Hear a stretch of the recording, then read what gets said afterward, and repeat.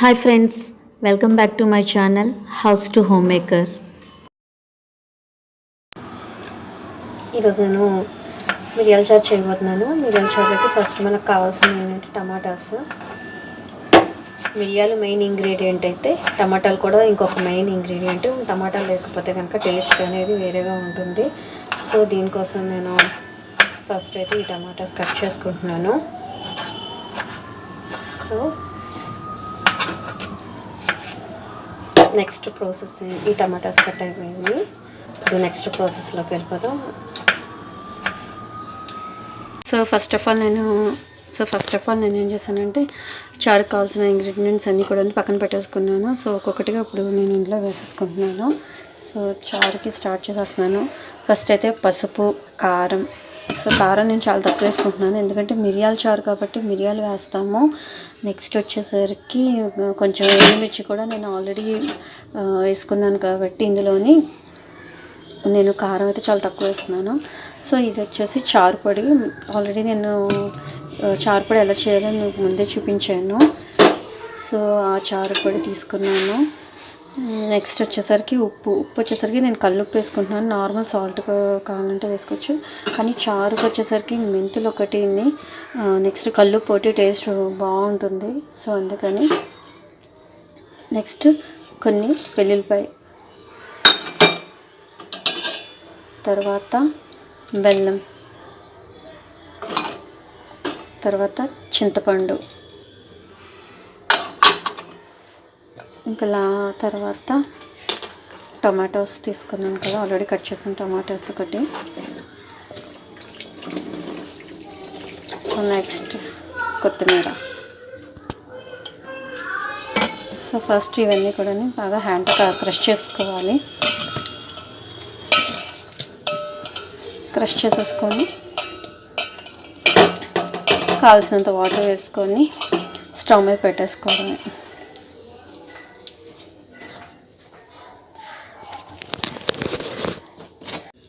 So మొత్తం ఇదంతా కూడా క్రష్ చేసేసుకున్నాను చేత్తోని. ఇందులో కొంచెం కరివేపాకు కూడా వేసుకున్నాను. కరివేపాకు కూడా వేసి అప్పుడు క్రష్ చేశాను. సో నెక్స్ట్ కావాల్సినంత వాటర్.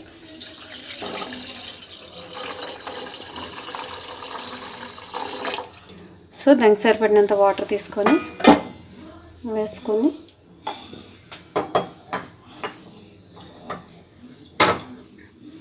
సో స్టవ్ ఆన్ చేసేద్దాం.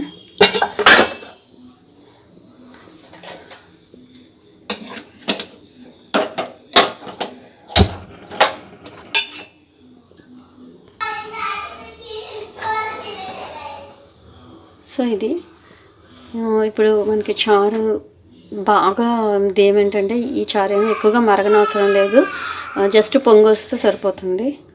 పొంగొచ్చే వరకు దీన్ని బాగా మరిగించుకుందాం. సో చారు అంతా మరిగిపోయింది, నొరగంతా పైకి తేలుతూ కలర్ఫుల్గా కనిపిస్తుంది కదా.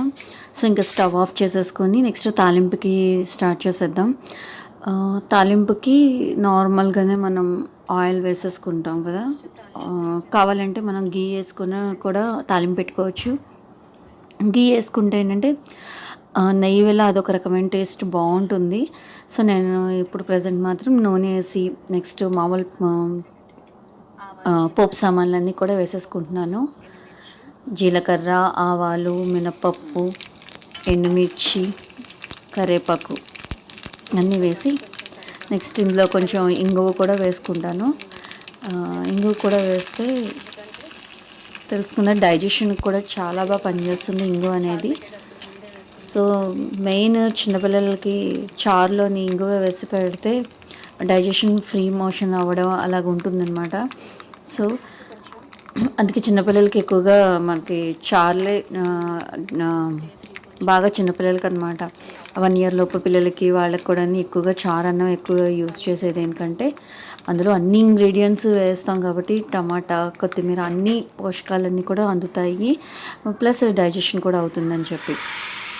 సో నేను ఇక్కడ చారుకి మొత్తం తాలింపు పెట్టేసుకున్నాను. సో నా చారు మిరియాల చారు అదే రసం రెడీ అయిపోయింది.